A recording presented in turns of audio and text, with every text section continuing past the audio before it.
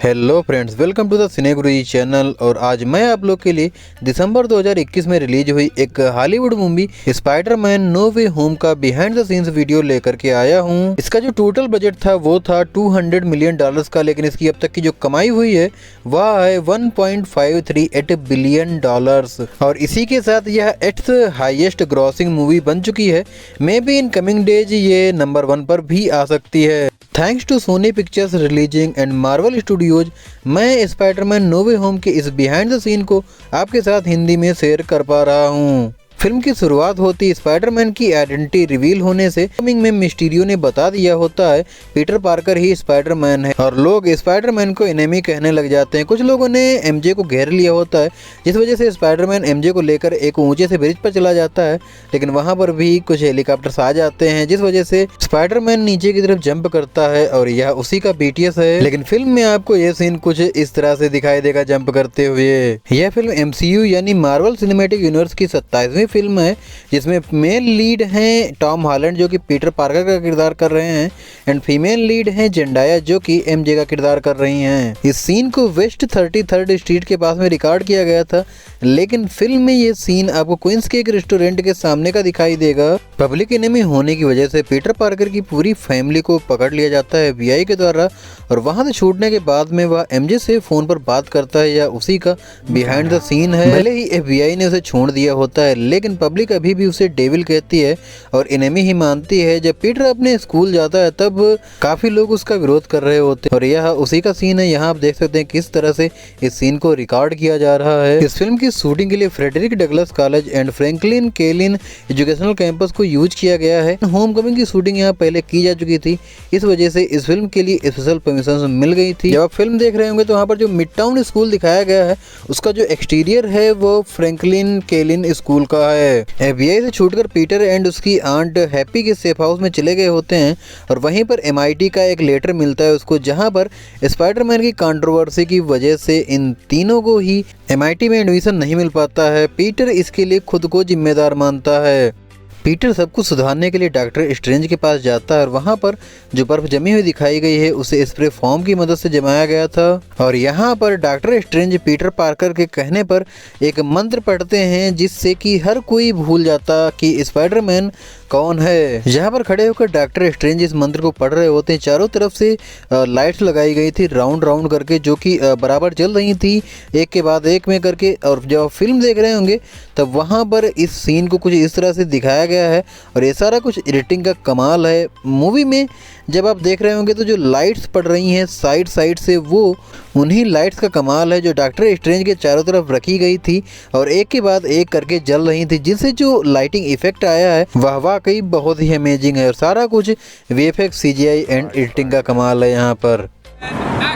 वैसे ये वाला सीन आपको इस फिल्म में देखने को नहीं मिलेगा, शायद इन फ्यूचर डिलीटेड सीन के नाम से अपलोड कर दिया जाए। यह सीन उस समय का है जब पीटर वाइस चांसलर से मिलने जाता है, लेकिन वहीं पर डॉक्टर ऑटो ऑक्टेवियस आ जाते हैं। अल्फ्रेड मोलन जी ने डॉक्टर ऑटो ऑक्टेवियस का किरदार किया है। स्पाइडरमैन 2 में डॉक्टर को मेटल आर्म्स के साथ दिखाया गया था, लेकिन इस मूवी में जो मेटल आर्म्स है उन्हें पूरी तरह CGI से बनाया गया है। जैसे ही डॉक्टर ऑक्टेवियस की एंट्री होती है तुरंत स्पाइडरमैन जंप लेकर के एक गाड़ी पर खड़ा हो जाता है। यह उसी का सीन है। फिल्म में गाड़ी का दरवाजा जो खींचते हुए दिखाया गया उसे कुछ इस तरह से अलग किया गया था। इस फिल्म की शूटिंग के लिए सेट पर एक अलग से एलिवेटेड रोड बनाई गई थी जिसे तोड़कर गाड़ी बाहर की तरफ आती है, और बाकी इस सीन को मैकेनिकल तरीके से रिकॉर्ड किया गया जहां पर गाड़ी ऊपर से नीचे की तरफ गिरती हुई दिखाई गई है। डॉक्टर ऑक्टावियस जब पीटर को पकड़ लेते हैं अपने मेटल आर्म से तब उसे ब्रिज के एक पिलर से सटा देते हैं, जिससे पिलर में हल्का सा निशान पड़ता है टूटने का। हालांकि यहाँ पर ये हल्का सा निशान दिखेगा आपको, बट फिल्म में इसे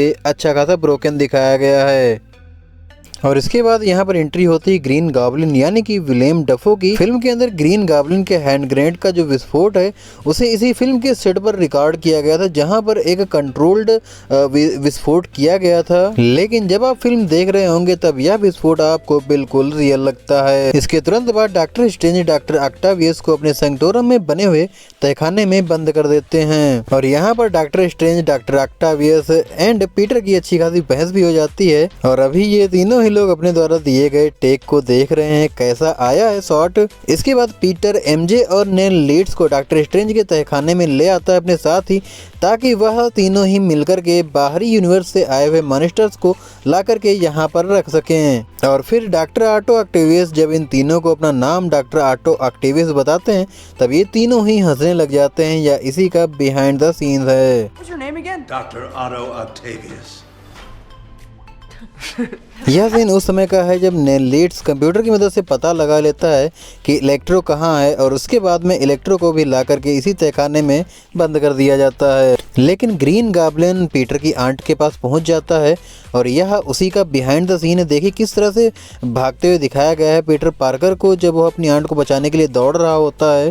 यह सीन उस समय का है जब पीटर डॉक्टर स्ट्रेंज से बॉक्स लेकर के बाहर की तरफ भागने लग जाता है और वह एक ऊंची सी छलांग लगाता है, लेकिन डॉक्टर स्ट्रेंज उसे एक इल्यूजन में फंसा देते हैं जिससे वो एक गाड़ी से उतर करके फिर से डॉक्टर स्ट्रेंज के सामने आ जाता है। फिल्म के अंदर आपको जो न्यूयॉर्क का सैंक्टोरम दिखाया गया है, यहाँ पर उसका केवल एक फ्लोर बनाया गया था, बाकी यहाँ पर ब्लू स्क्रीन लगी हुई है जहाँ पर सैंक्टोरम का बाकी सारा कुछ रिप्लेस करके लगाया गया है, जिससे ये बिल्कुल असली सैंक्टोरम लगता है। और इसके बाद स्पाइडरमैन जब फिर से भागने की कोशिश करता है तब डॉक्टर स्ट्रेंज उसे एक जादुई रस्सी में फंसा करके खींच लेते हैं और उसके बाद दोनों ही एक इल्यूजन में चले जाते हैं जहाँ पर डॉक्टर स्ट्रेंज और स्पाइडरमैन की अच्छी खासी फाइट होती है।